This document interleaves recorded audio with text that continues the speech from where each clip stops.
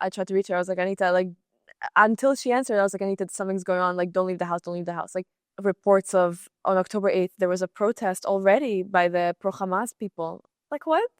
They were blocking a classroom, and she asked them if they're doing okay. I saw them go down. What were there together, and also my mind was there, what is happening.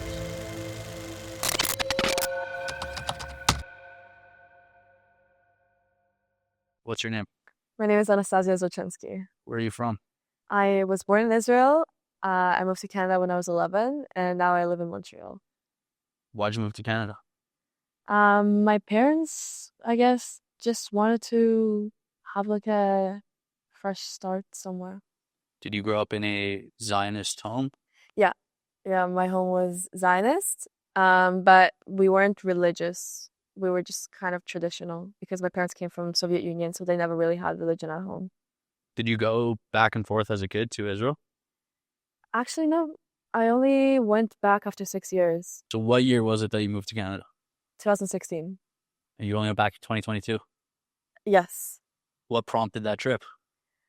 I just finished high school, so I decided to go visit my family. I went on a Europe trip with my friends, and I told my dad, like, Dad, like, I want to make a stop in Israel. Like, that would be my last stop, and I did it, and I'll tell you more about that trip. It was really good. And now you're living in Montreal. When you first moved to Canada, you moved to Ottawa? I moved to Halifax, actually. Right. I lived in I remember you talking about that. Yeah. I lived in Halifax for 3 years, then in Ottawa for 3 years, and my parents still live in Ottawa, and I live in Montreal. And now you're a student at Concordia University. Yes, at Concordia University. What year are you in? I am in my third year. What are you studying? I studied international business. I just switched this semester, to political science. Do you find that the campus environment allows you to be who you want to be? Actually, it made me be who I really am because of all the struggles. Because when there's such a big problem, I feel like your true self comes out. Tell me about some of the things you like to do. You know, I know you're very involved in Israel activism, and we'll get there, but tell me some of the things that you like to do as Anastasia. Oh, Sports, makeup, hobbies. Like, tell me about you. that's so nice. So yeah, I love mornings because I get to go to the gym and I don't get to be like on calls all day. So it's the gym, Pilates. I love Pilates. Seeing friends, going out with friends, traveling. And how would you describe your life? Because we're going to talk about your life after October 7th and all the things that you've experienced and, things you've gotten involved in. How would you describe your life pre-October 7th? Who was Anastasia before you became this activist? So before October 7th, I think I was just a normal student. Like, really, that's what I would describe it. Like a normal person, normal, I guess, 20-year-old going to university, studying, meeting with friends. Not even like that connected to my Jewish identity. I was just like a normal Canadian student, normal like Canadian, Israeli, Russian, Ukrainian student. That's the epitome of Canada right there, though. I'm a normal person, but I have like 4 identities at once. Literally, it's true, but it's like you were just like normal, like going to school. Yeah, it was just like a normal, ordinary life. Where were you on October 6th, 2023? Oh my God. So, wow. So my mom just, for the first time, like my parents don't really visit me because they're busy. And that was the first time my mom came to visit me in Montreal. And she came on the 6th because my birthday is on the 8th. And she wanted to stay for that, like for those few days. And we spent the whole day like shopping, just having fun, like going to restaurants because it was like just about to be my birthday. So yeah, I spent the whole day with my mom. And I came home, I was extremely, extremely tired. I was like about to go to sleep. Like the most tired I've ever been, probably. Like honestly, I'm not even kidding. Birthday. Yeah. This is a solid birthday. Oh, because we were walking all day, so I was like extremely tired. And my roommate and I just sat down in our kitchen and we were talking for hours. That was like one of the first nights that we actually spoke that long. And like now I'm realizing it's obviously for some like reason from Hashem. So I stayed up until midnight. And my roommate asked me, can you look this thing up on your phone? So I go on Instagram and I see Stand With Us posting, like, like the photo of the Israeli map with the red dots. Mm-hmm.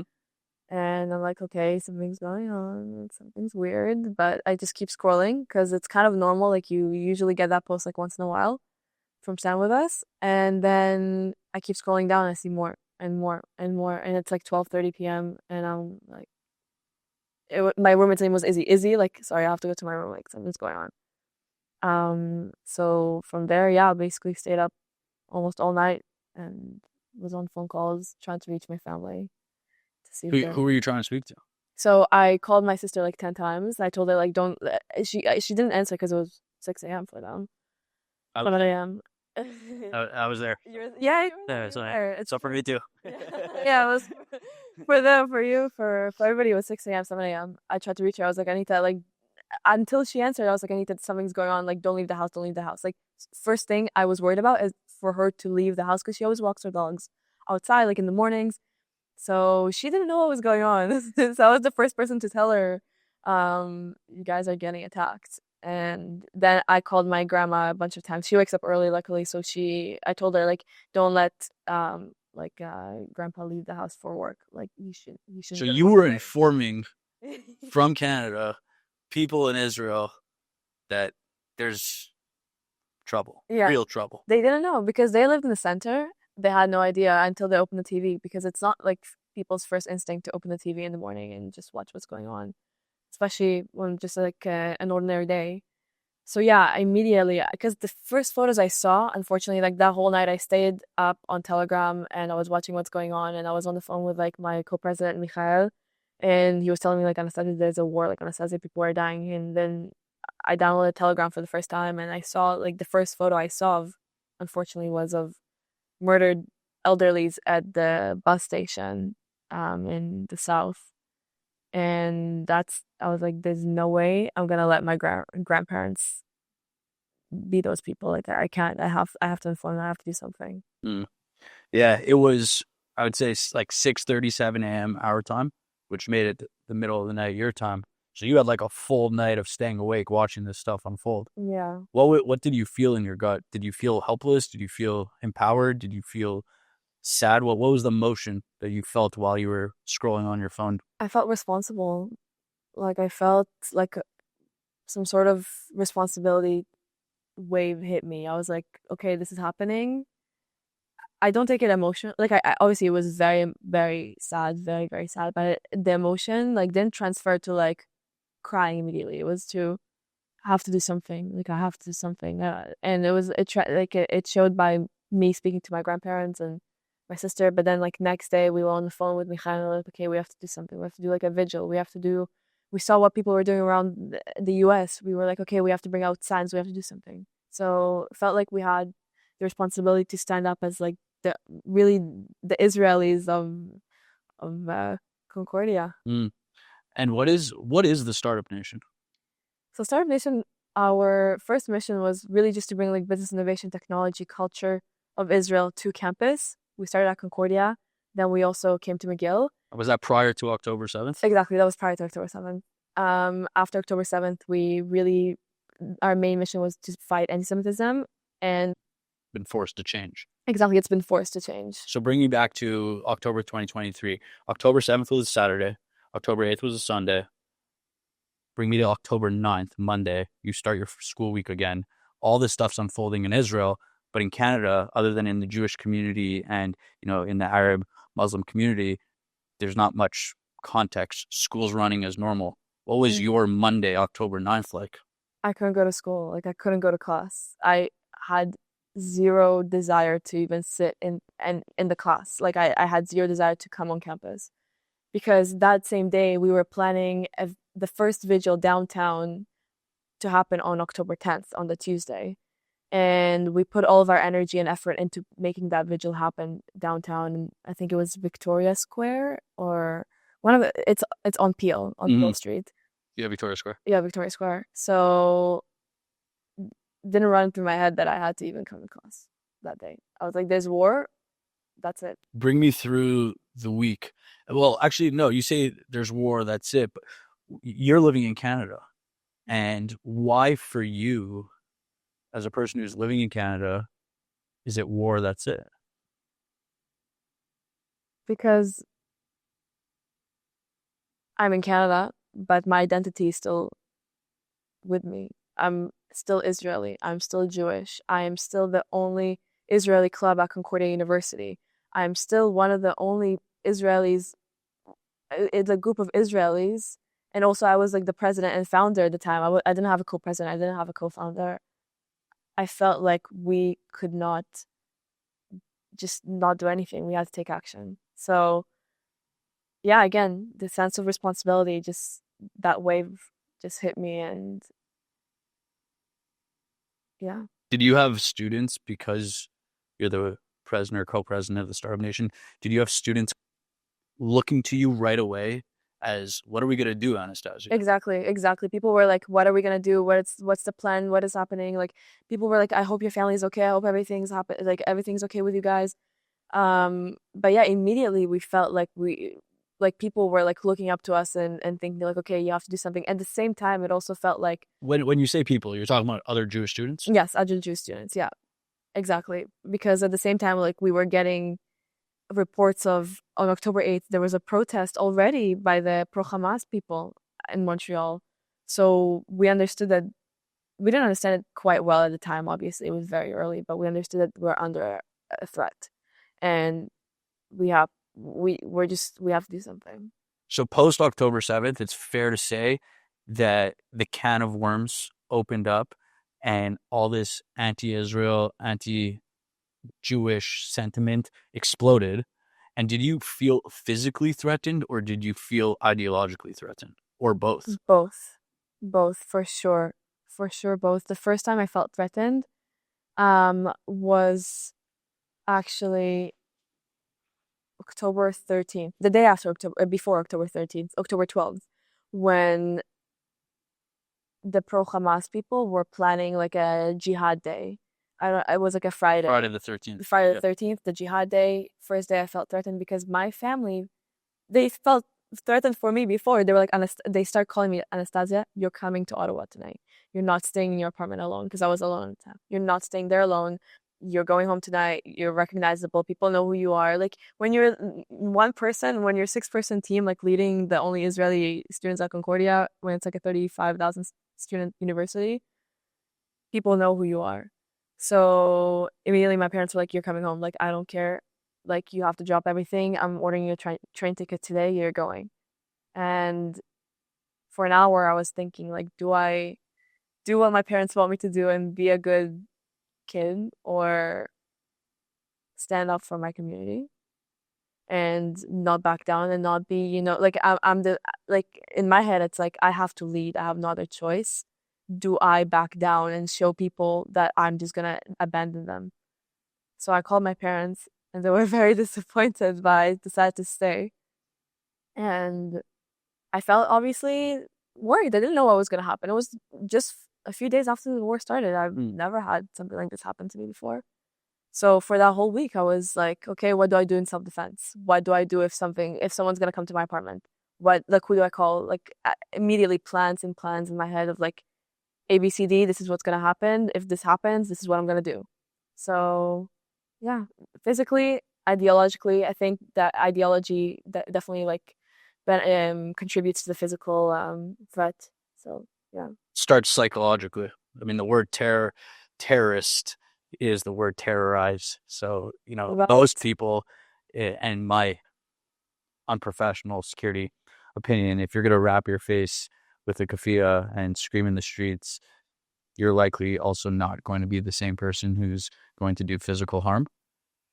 It's usually the dogs who bark the loudest, bite the least, but it was probably still very scary for you, especially having the voice of your parents in your ear and you debating, what am I going to do? How am I going to do it? Right. Now bring me through October, November, and I want to say the rest of the year, because, life changed for you clearly after October 7th. It didn't just change where, you became unrecognizable or you stopped being a leader. What did the year look like for you, 2023 and 2024 as the co-president of Startup Nation? So for the first few months, we were working nonstop. It wasn't just me. It was me, Mikhail, and then so many other people were joining us as well, like Nicole Kristoeva and Diana Levitin joined us as well. We were a small team, but a very effective team. But we were working day and night. Like literally, I remember we would have sleepless nights. We had nothing. We had no funding, no support. No one really knew who we were. People actually didn't want to support us in the beginning because we were doing things that people didn't like. We weren't doing the safest things for the community, unfortunately. When you say you were doing things or you were working day and night, what were you working on? What were you doing? So we were planning different events. Like we were planning on how we can make the students feel safe on campus. Like what do we do? Because we have so many people, so many pro-Hamas students who are against us and pose a daily threat on our freedom, on our rights, and our education, and our life. Sometimes we didn't know the extent at the time. Now we know because we had so many different altercations and incidents. So we know that exactly as you said, like they bark the loudest, but they actually they don't bite. But we would work on events, protests immediately. So we had actually on November 8th, we had a table. We set up a Shabbat table on campus. The first time someone brought an Israeli flag to campus in years. 10 minutes later, the biggest agitator at Concordia comes there, starts screaming at us.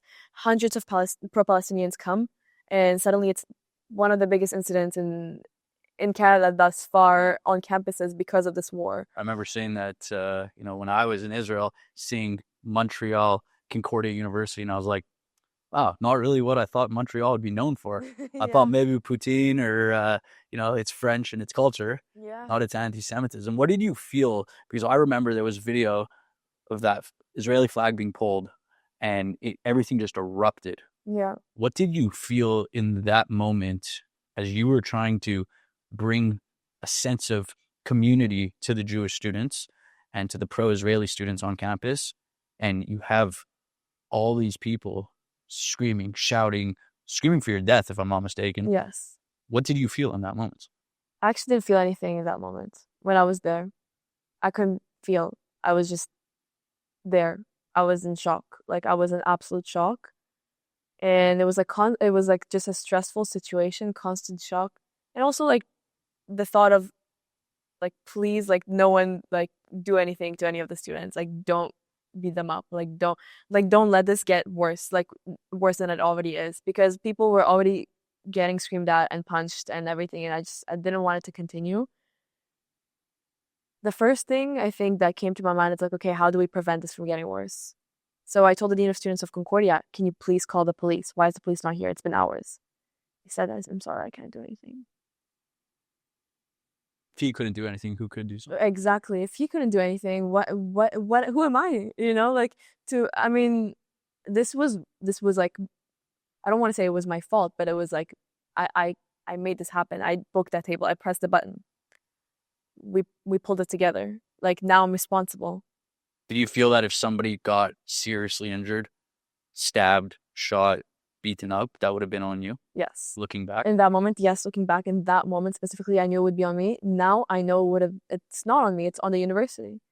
Why did the university not enforce its rules? Why did the university even let this happen? Why did the university to this day not even expel one student from that incident? How come there's one student who's been going to Concordia for 10 years, taking one course a semester, agitating Jewish students, specifically Jewish students, known for agitating, known for supporting Hamas, like literally just vocally supporting it. Why is he still a student? Now I know it's not me who actually perpetrated this. It's the university who allowed this to happen. And I understand you have been involved with the successful reception of an injunction and of a lawsuit against Concordia. If I understand correctly, it's two separate kind of legal battles that you're going after. One is the injunction, and the other is against Concordia. Tell me about it. So we had like some emergency injunctions. Yes, like we had one actually on October 7th, 2024, where it was granted for us to be able to go on campus for the Jewish students to be able to go on campus because of like the hate that they were perpetrating. Basically, they had several events happening on October 7th, and we have a separate lawsuit that's focused on suing Concordia University and its president Graham Carr for them. Basically, in the most simple words, it's a long lawsuit. So Yeah. people should go read it. Yeah. But it's basically for the university to enforce its own policies when it comes to Jewish students because they don't. They let people wear masks when they can't wear masks. It's a policy. You can't hide your identity on campus. Interesting. To bring me back though, before we get into the actual lawsuit and the legal stuff, what was the process for you? You know, you had just told me you're just this student who's a simple girl who wanted to go to campus, and now you find yourself in a situation where all these eyes are on you. You're leading this charge. Bring me through the process of you involving yourself with lawyers and being the one to now hold the torch of, I'm going to protect you through legal means, and I have access to justice. I'm going to use that the right way. What was that like for you? How did that unfold? And how did you end up now in this situation where you're going through with this lawsuit? So I think like even though we have a lawsuit, it didn't make me feel like we had to lead any less or to had any less responsibility. Like I didn't feel like now like all the weight on my shoulders has been like given to my lawyers. Not at all, honestly. But my lawyers, how did you get engaged? Why did you choose to get involved with lawyers? Like tell me about that process. For sure. So basically, we started understanding that by students being bullied on daily basis, being threatened on daily basis, being beaten on November 8th, so many incidents happening, and nothing was actually being done by the university. So we understood that we had no other choice. Our freedoms, our rights, our sovereignty weren't taken seriously by the university, and they were taken away from us. The university and the Pro Hamas students are both at fault for this. The Pro Hamas students are making these situations happen. They're making the hate protest. They're the ones threatening us. The university allows it to actually occur, allows this environment. So we understood since our freedoms are being taken away, the only solution is to actually take the legal approach, right? So we had no other choice, basically. We truly had no other choice, and we are lucky to have the best lawyers, Michael Hollander and Yellow Man, who've been there by our side at every single incident, every single thing we needed that we couldn't do ourselves because we can't fight the university. It's honestly the legal way was the only way possible, and it still is. Did you believe in a two-state solution prior to October 7th? So, actually, to be completely honest with you, it never I didn't even think about that stuff before October 7th. Like realistically, I actually didn't think about it, but I always believed that peace is always a solution, no matter where, like who you are, where you are. In a way, that's what I believed. It's like I always wanted things to be resolved. I didn't think about the solution. It's because politics didn't really interest me back then. It was more of like actually bringing the core of the country to Canada. So you, if it's fair and if I understand, you culturally wanted to bring Israel to Canada in the sense food, taste, dance, music, business relation. Like, listen, people like money. People want to know more about how they can make more resources. So I wanted to bring that aspect of Israel to Canada, to campus, because I knew people would like to get more involved with Israel. They learn more about how they can actually benefit from the startup world, the innovation, the technology, exactly, the medicine. You weren't so concerned with the politics, at but all. you found yourself forced into this situation because of your leadership. Okay. Exactly. Actually, so now I'm starting to understand Anastasia. I wasn't involved in politics at all before October 7th. Like at all. The first meeting I had with the Consul General of Israel, to talk about my club because I wanted to know his opinion. Like, hey, like I'm opening this club of Concordia. Like, I think you should know what I'm doing. I told him like I don't want it to be about politics at all. I want it to be just the core of Israel outside of politics. You know what Elon Musk tweeted a few years ago? Irony has a way with fate. I couldn't get away from it. Yeah. But listen, it's not because I didn't care about politics. It's just I wasn't involved, and it wasn't something that I found would be a benefit to bring to campus at that moment. Going back to October 7th, and you said it, you didn't process what was happening in Israel and what was forthcoming here. You must have had a moment, a day, a time, an experience where you were like, oh wow, this is real. It's bad on campus. The Jews aren't safe. The pro-Israeli students aren't safe. The pro-Hamas students, the pro-Palestinian students don't like us. Tell me about that day, that shift in your mind where you said to yourself, this is real. So, of course, November 8th would be that day. The riot at Concordia would be one of those days. But so many days, honestly, so many days have impacted me to think that way. But the one that impacted me the most was March 4th of 2024. March 4th, we wanted to bring 3 Israeli soldiers to campus to actually just talk about their diplomatic mission. They're from Diploact. It wasn't about specifically about what they do during the war, anything aggressive. They didn't want to bring any aggression on campus. It was simply to talk about their diplomatic mission. Concordia canceled our event, and we had to move that event to the Federation building, which is connected to the Holocaust Museum as well. And that day, we didn't understand, like before that day, we didn't understand the extent of the hate. We really didn't. But the Federation building is like a 20-minute drive minimum from Concordia. The haters, the pro-Hamas students, followed us to that building, surrounded that building for 4 hours. No one could get out or get in. I was stuck in that building for 4 hours. 4 hours in a dark little room at night with a few other people. And we were simply surrounded. The police couldn't even handle the situation. And in that moment, I was like, sorry for my language, holy shit, what is happening in this country? Why do I have to hide? Why is the police not letting us out? I'm hiding in the Jewish Federation building of Montreal because of pro-Hamas anti-Semitic mobs outside that are surrounding this building. Is there not enough police to take care of the situation? Does the government not care about us? Like, what's going on? Like, what is happening? So when we got out, it gets worse. It gets worse than this. We got out and we had no idea what's happening outside. Like we didn't know. We were just stuck inside. The connection was pretty bad on our phones too, inside. And we got out and the Is that police, because you were in a safe room? we weren't in a safe room. We were just like in the center of the building. I guess it's not that good there. We got out. The police abandoned us. The police just drove on their bikes away. We were on the side of the building, and suddenly we were getting surrounded by the mobs that were waiting for us outside, and we were getting recognized, obviously, because who did they come for? Startup Nation's event with Diploact, the 3 IDF soldiers.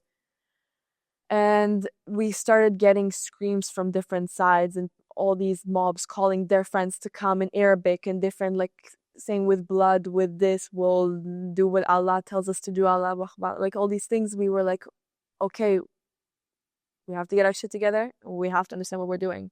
And obviously, like, this is a bad story, but we were, it didn't stop us from continuing. But basically, our friend was like driving by, and we always got into the car, but there was like not enough space for all of us. So we kept walking, and then we saw the police in the corner, and the police literally told us, stay away from us. We don't know who you are. Like, stay away. They thought we were the protesters. So we were like, okay, we are alone. We are alone in this. And from different sides, getting surrounded, getting followed. And we did like half the circle around the building.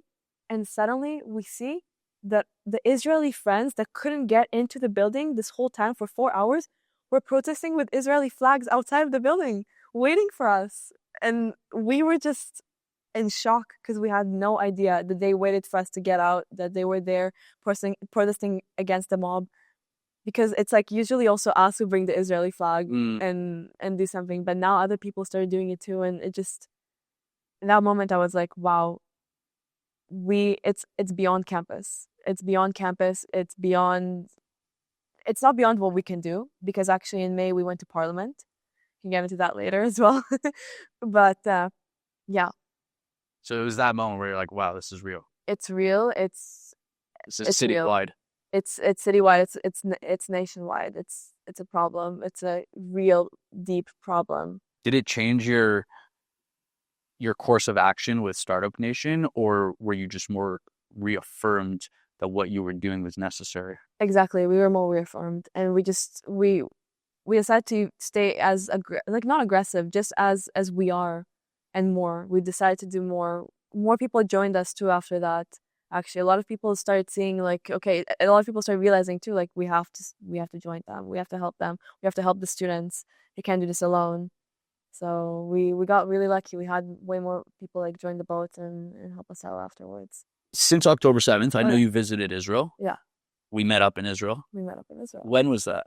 I don't remember. That was in July. It was July? Okay. Yeah. Because I wasn't so off. I was going to say about June. Um, when you landed in Israel, you spent the whole year, more or less, at least the whole academic year and more, fighting for a voice here in Montreal. You land in Israel. What did you feel? This is like the best feeling, when you land in Israel, it's the best feeling, but this time it felt like I can finally breathe again. Like I can finally not worry about anything, not worry about walking on the street and looking back, not worrying about literally anything. I was like, wow, finally.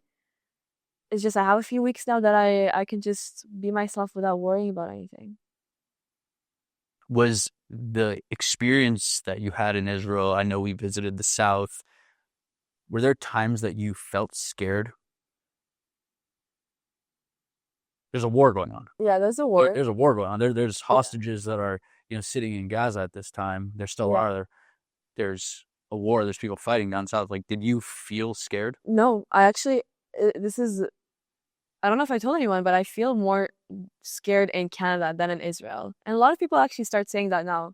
It's not just me. People feel more scared in Canada than in Israel. We were in the South. It was, it was still war. Like people weren't driving to those kibbutzim. It was just us. We were stopped.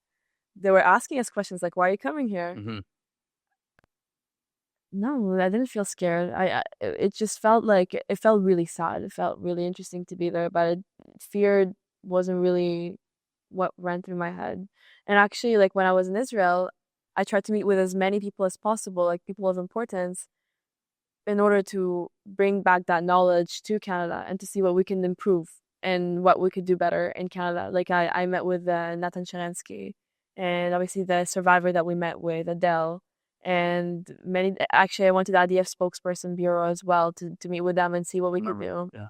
So many other people as well, but yeah, it was just fear. No, And now it's 2025. yeah, And you're still fighting the same battle. In Israel, there's a war going on. There's still hostages. Unbelievable. 550 plus days. You have been fighting your own battle, a community-wide battle, as you said, for the last 550 plus days. Where does it go? Where does it end? How do you bring, at some point, closure or peace with your peers on campus? so it ends when people take accountability and people enforce the rules that already exist, or we have to make new rules as well. It ends when students, Jewish students, are being treated the same way as every other student. Because right now, that's what's driving me every day. I see that Jewish students, Jewish people, don't get treated the same way as everybody else. The laws suddenly don't apply to Jewish students when they get attacked. But when anybody else would commit a crime and throw rocks at buildings at McGill or Concordia, they would be arrested. Why suddenly a pro Hamas student not getting arrested? Why is it that it's been almost a year and a half since the November 8th incident where people were getting punched and thrown and harassed and threatened for their lives and not one student expelled, not one degree being revoked? The time when things are gonna get back to normal is the time when people start taking accountability and people start taking the right action. And those people are gonna be the administration, the government, on all levels, municipal, provincial, and federal. And that we see that Jewish people are the same, have to be treated the same as everybody else. So, yeah. Did you lose a lot of friends throughout this process?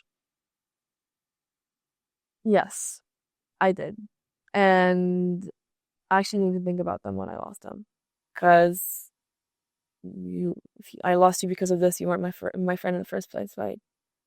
So I kept in contact with my closest friends. Actually, my best friend's actually not Jewish. as well. My friend Emma is not Jewish, and I visit her in Italy. My friend Carlos is not Jewish, and he's one of my closest friends. Um, it's really, yeah, it's really about the people who understand who you are and don't judge you. And is it fair to say that you can be anti-Semitic and not anti-Zionist, or anti-Zionist and not anti-Semitic? Because as a Jew who's asking you that question, I don't think it's possible. Yeah, They go hand in hand, however way you cut it. Are you one of those people who feels they can be separated? absolutely not. It can never be separated. Anti-Semitism and anti-Zionism is the same thing. Israel is the only Zionist state. It's the only Jewish state. So how come you're being anti-Zionist but are against the only Jewish state in this whole world? Like, it's just the simplest analogy, and I always think about it. It's like 1 + 1 = 2. Zionism, the only Jewish state. You're anti-Zionist. You're anti-Semitic. It's that simple. So absolutely not. It cannot be separated. And people here are trying to separate it. Students here are trying to separate it. Our administration is trying to separate it. Actually, we have at Concordia, we have this Strive task force to fight the hate on campus. And they have an anti-Semitism task force and an Islamophobia and Arab hate task force. It's one task force. So it's Arab hate and Islamophobia and just anti-Semitism on the other hand. In a way, okay, I agree that anti-Semitism is its own thing, but in anti-Semitism, they should include anti-Zionism as well as the core of the problem, and they never speak about Zionism. Why? Because what do we expect from them? Because what do we expect is not an answer. Why? You've been fighting this battle for 2 years. You have to do... Because it's artificial. Listen, they're going to open a task force and not enforce their rules every single day when people are storming campus. Literally, we have hundreds of people storming campus on like monthly, weekly basis with their signs, screaming with their megaphones. But this task force is going to solve everything. I'm not going to be focusing on this task force when literally the problem is in front of them. You know, actually, a few weeks ago, this is really crazy. A few weeks ago, there was a huge protest planned against the administration after the BDS vote at Concordia. There was a BDS vote where there were 58 students who voted against BDS, and we were there to vote against BDS, and about 885 students who voted for BDS. And the following step for them was to bring it to the Board of Governors of Concordia. So they planned a huge protest on one of the days in February to bring it to Concordia. Concordia fully blocked with all of its security, the administration building. Fully blocked. No one can get in, no one can get out. Why don't you do that for the students? Why don't you do that for the building where most classes take place, the hall building, and students are literally going to be getting attacked, screamed at, and harassed because of these crazy people, but you would block your own building. So you have the ability to enforce the rules when it comes to you and not to the students. It's not a lack of resources, it's a lack of desire. Exactly, desire, exactly. So that's why we're fighting this battle, because we know they have the resources. We know they have the ability. They have shown them being able to do this. Why don't you enforce it? Is it because we're Jewish? Is it because we're a minority on campus and you'd rather just give in to the majority of pro-terror students who amplify the voices of Hamas terrorists and ISIS terrorists and Hezbollah? Where are they getting their funding? I mean, Student Union. Student Union funds a lot of them, actually. A lot of their projects, the Student Union funds them, unfortunately. They get funding from their own, I guess, resources. Like this student who you mentioned earlier, who's been a student for 10 years, one course a semester, probably to maintain student status. Who is he? Why is he? Who's funding him? You could take a good guess. I mean, I'm the one asking the question. you are. So, I mean, I can't speak for him, right? He should tell us. Maybe we should ask him one day. I'd be happy to sit with him. Yeah, I'd be happy to sit with him too and speak with him. Actually, I'm not sure if I should because I don't know what would happen to me. But... If you had the chance to sit with the leaders of pro-Palestinian groups on campus or just in the wider community, would you take that opportunity? Yes. And what would be your main objective? To understand what their main objective is. I want to understand them. I want to understand... First of all, also, like, my goal here, right, is to make Jewish students feel safe. Their goal is to make our life hell. and to at the same time advocate for Palestine, which they've been basically advocating for the opposite, just anti-Israel, anti-Jewish, right? I don't see them really helping Palestine No, if or they wanted whatever it to is. help Gaza, they would Gaza, yeah. call for the release of the hostages. Exactly, because exactly they would call for the release of the hostages if they wanted to help Gazans, because that would completely end the war immediately. But no, they'd rather hate on Jews, they'd rather hate on Israelis. So yes, I'd like to sit down with them, and I'd obviously whatever I explain to them, they don't care. They don't care. It's like built in. They don't want to hear. However, I want to understand. I want to listen to them in a way. When it's not screaming on a megaphone, let's see what you have to say, right? Mm. Let's see what maybe they want something from us. Maybe there's something we can actually get out of this conversation. But they've never reached out. No, never. Oh my God. In no civil way. It's only been through megaphones and chanting. Exactly. And they would chant, "Don't engage with Zionists." They had like immediately, like 2 months after the war, they released a statement: "No engagement with Zionist rule. Don't engage with Zionists." Every time we come to them, they pull out their umbrellas, and suddenly we can't film them. We can't speak with them. Every time we start speaking with one of them, it's not me usually who speaks. It's like my friends start conversing with them. They're coming to their friend and telling them, pulling them away, like, "Don't speak with her. Don't speak with them." Like, it's like we're some scary like zombie. They think that we are the ones who want to do something to them. They actually think that we are the ones who want to harm them. We would we would never like harm a fly, you know? We're coming here to protect our own students. And they're the ones who try to make our life hell every day. So yeah. If you had the chance to speak to every pro-Palestinian student in North America, what would your message be to them? Oh my God. Come to Israel. Come see. Come see what it's all about. Don't come with a tour guide even. Come by yourself. Come see what it's all about.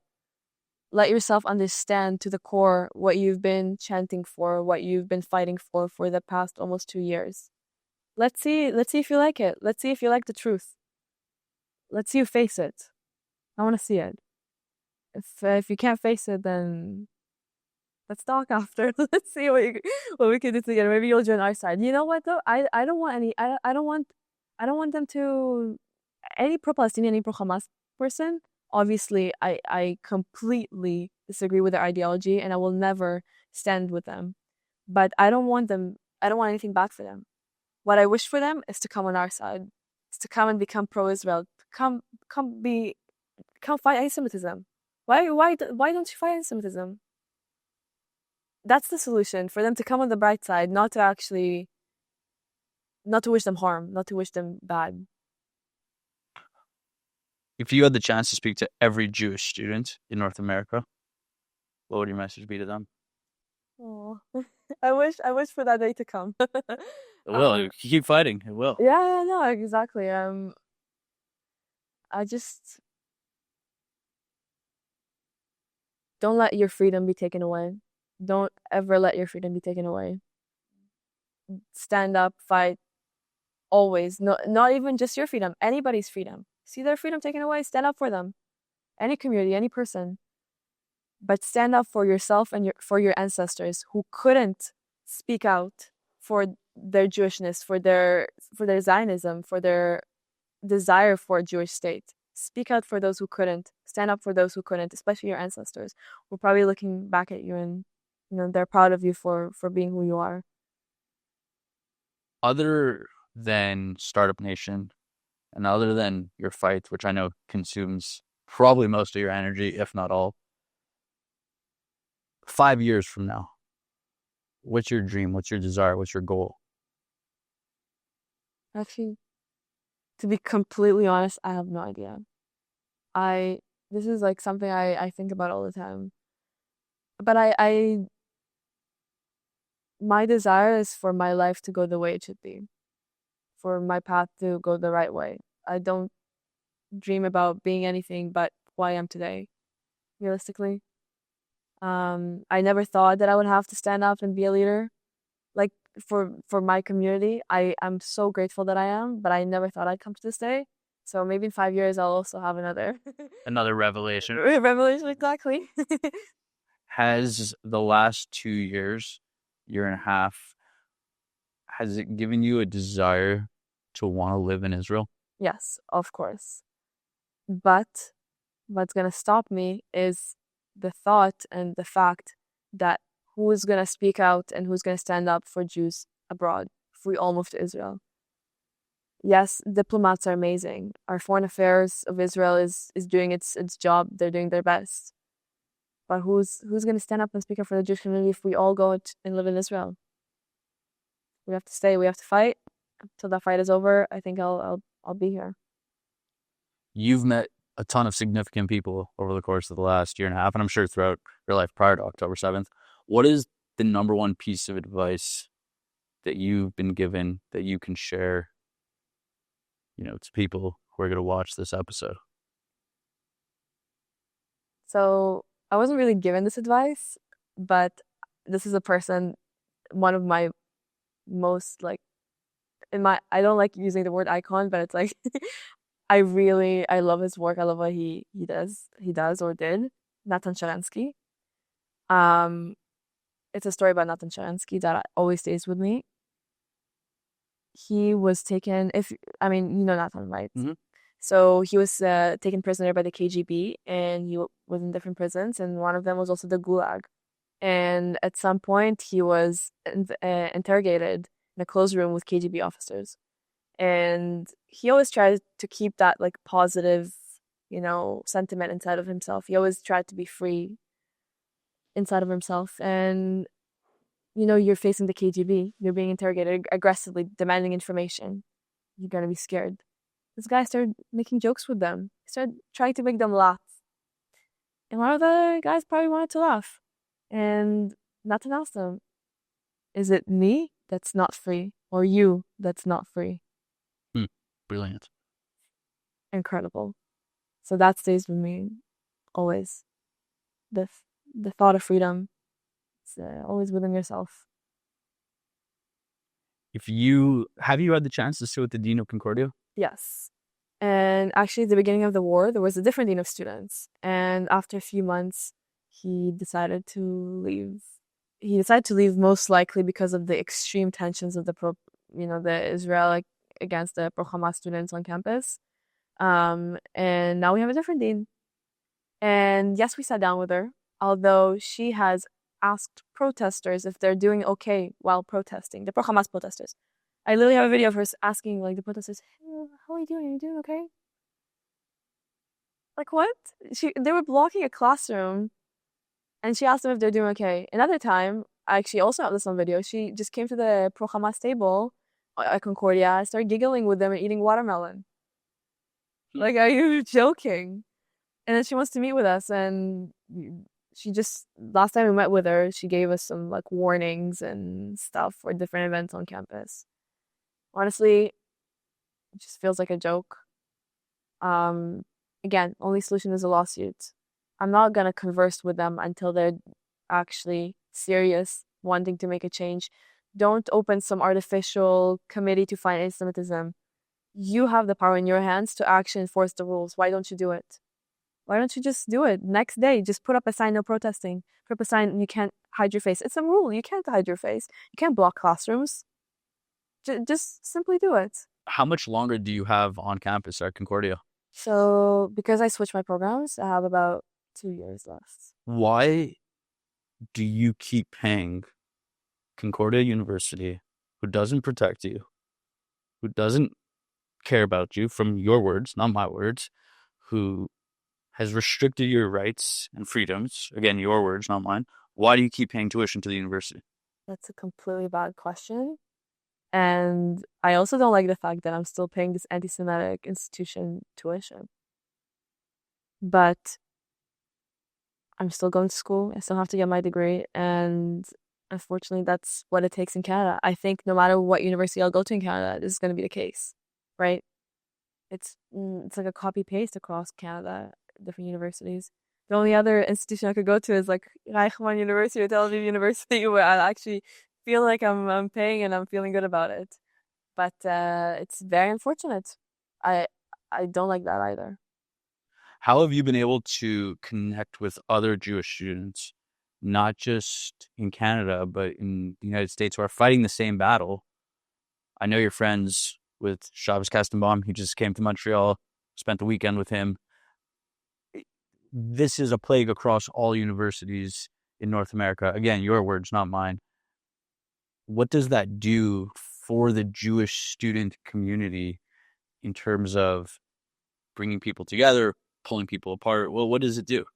So I think it totally unites us in a way, but we still don't feel like all students have woken up. That's why we keep also going. That's why we keep having more events. We need more students to wake up and understand this is a problem. Like we need students to understand like what we're fighting for, right? Like why we're fighting. We're not only fighting for ourselves, I'm fighting so my lawyer's kids can go to school in university, McGill and Concordia after me and actually not have to go through what I'm going through. I don't want another lawsuit. I don't want his kids to do a lawsuit. I don't want anybody's kids to do a lawsuit. So it's united. It has united us, but also it made us wake up and be like, whoa, like how come so many Jews at the same time do not care for what's going on? How can you put your head down and just walk to campus, pretending you're not Jewish?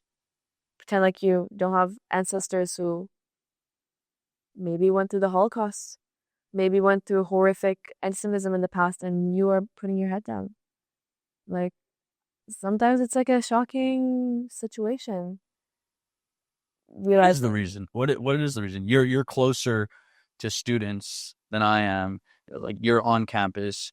The students who aren't, and I'm not saying everybody has to be vocal, but the students who aren't proud, especially now, they probably will never be proud. What is the reason that they put their head down and just go to campus and leave? So I think the reason is that, unfortunately, potentially their parents, potentially how they grew up, right? Like maybe their parents are telling them like just go to class, go back home and take your exam and go back home. Like they're trying to protect their kids, but not knowing that this protection is not going to lead to anything. Like one day or another, someone's going to find out you're Jewish, and how are you going to deal with that? How are you going to deal with the fact that someone's going to come to you and tell you, I'm going to beat you up because you're Jewish?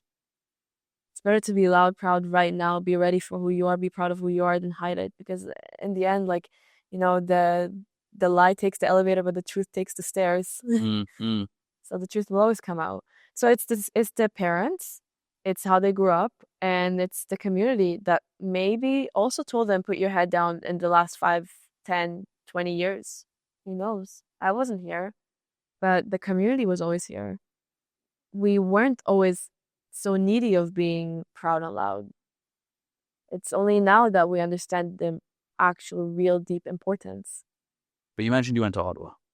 Tell me about that experience, going to the capital. Again, you've been vocal for a lot of time prior to going to Ottawa. What was that all about?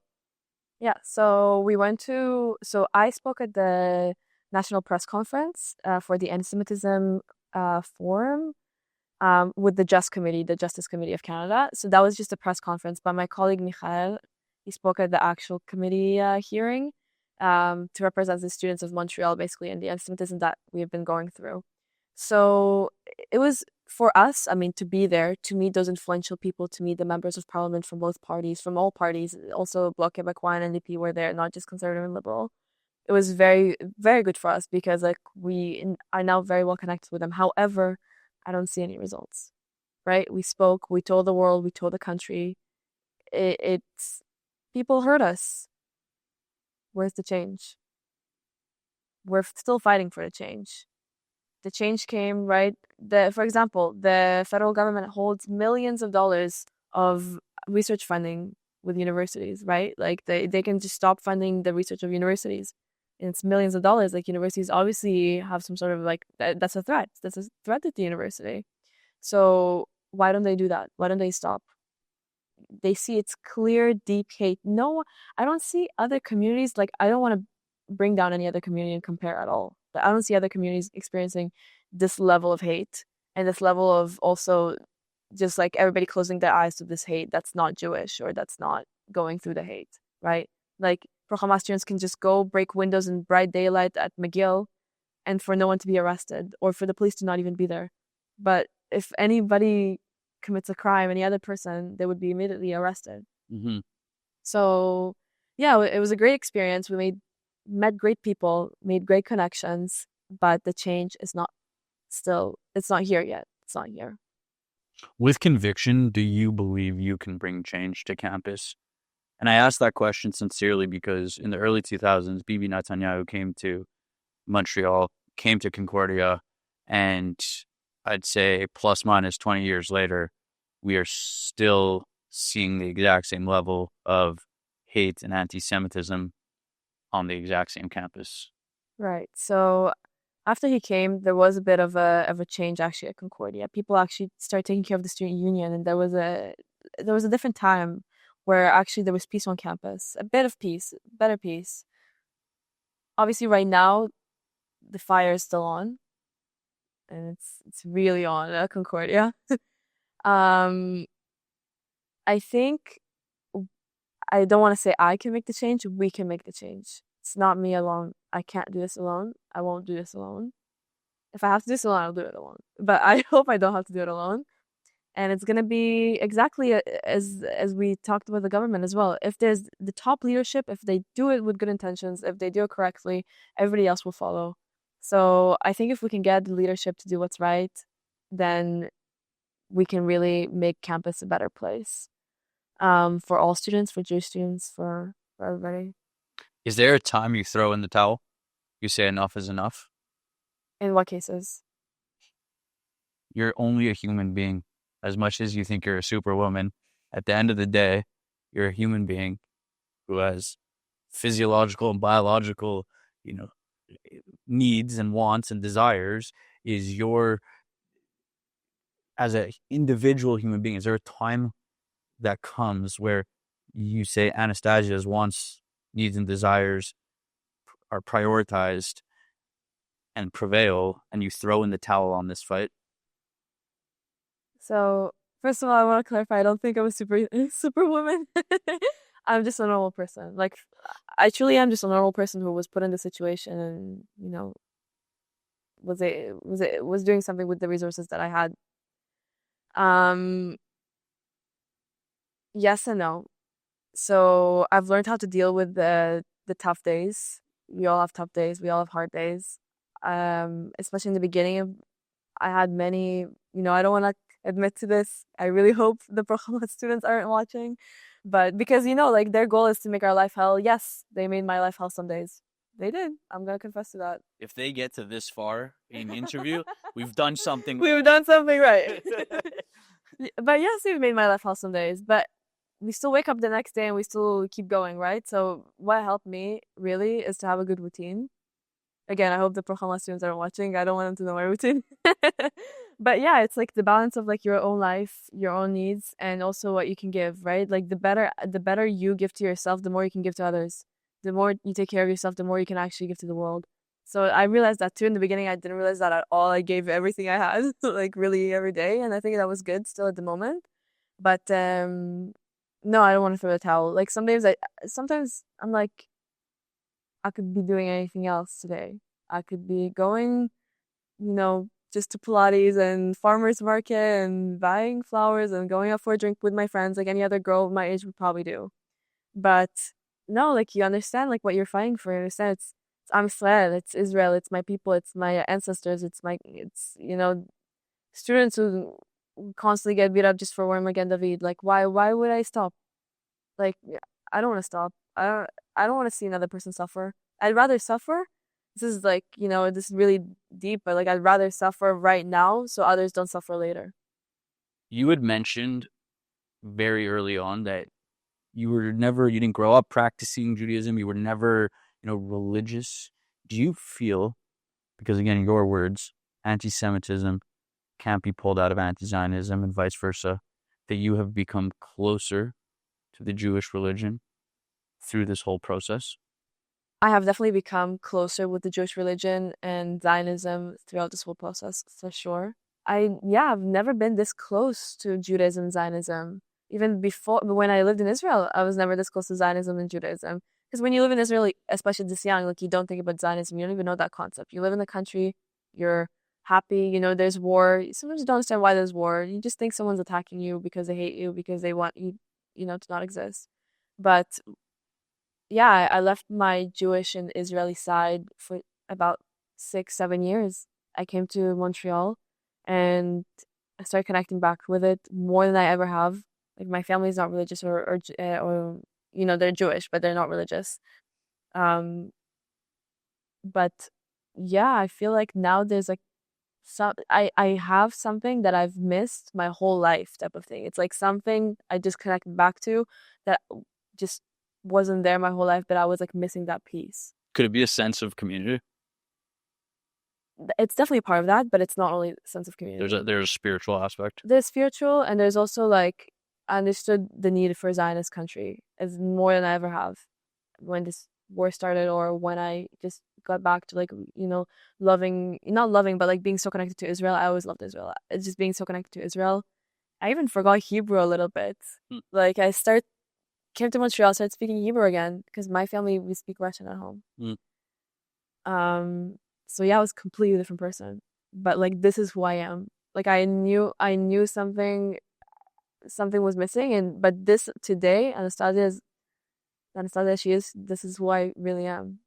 Like with my Jewish side, with my Israeli side, with my Hebrew, with my Russian, with my Canadian, You're life, multicultural, everything. It's chopped up into one fit this, one fit that. exactly. It works well. Um, but I'm really grateful for the Montreal community. Really, I have to say this. Like, I think I don't know how I got so lucky to like be dropped on this perfect, such a beautiful, strong community. We all have our ups and downs. Obviously, every community does. Um, we could always say like, oh, this community could have done better. This could have done whatever. But in the end, like we have a strong community. We have a great community, and I'm really lucky to be a part of it. And I'm really lucky to have so many people supporting us too. Like we've met so many incredible people in our community who support us. Um, You can't possibly think that everybody hates us. You must have had experiences where, although an individual isn't Jewish or pro-Zionism, they don't hate you. Do you have a moment that you can share or an experience that you had throughout the last year and a half where your faith in humanity was restored without it being in the lens of pro-Zionism or pro-Jewish? yes, for sure. And that's actually like with my best friend Emma. She's fully Canadian. Um, doesn't care about the wars. Like she's actually studying fashion in Italy, and I come visit her quite often. And we're just, we're like normal friends. I talk to her about what I do. I told her I'm coming to the podcast tonight with Ben, like where, he's doing podcasts about the war and stuff. It's like awesome. Like that's so amazing, you know? Um, and I know she just cares about me because of who I am, like not because of my identity or it's something that could differ us. It's like what everything else she cares about is like what unites us, and I care about her the same way. So yeah, like actually when I came to Italy in October, I decided to meet with the Jewish Italian community in Florence. Somehow connected with them like through the synagogue, like through like emails and stuff. And she came with me. She Hmm. was there, like she was sitting at the meeting with us, and she's like not Jewish at all, fully Canadian, like doesn't actually Christian heritage, like mostly. But she's also not religious. And she just sat down and she listened, and she was like, "Listen, Anastasia, like, you know, you're doing something amazing, and I'm just proud of you." And it doesn't have to be always about the war. It doesn't have to be always about religion. Like it's everything else that unites us should also unite us. Firstly, thank you. And of course, I'm Like, happy to really, be thank there. you. And like, I say thank you for your fight because I think one thing you said is that we all have a story. We all have ancestors, and there are people who cannot or didn't have the chance to speak up. And it does take, I know you said you're not Superwoman, but it does take a courageous individual to put yourself out there. Why? Because it's much easier to go along, as you said, there are probably some parents who say, go to campus, leave, don't involve yourself. It's much easier to be that student. It's much harder to say, you're going to take this fight on for yourself. So, on behalf of everybody who hasn't thanked you yet, thank you. I'm so happy. I'm so grateful for the privilege to do this.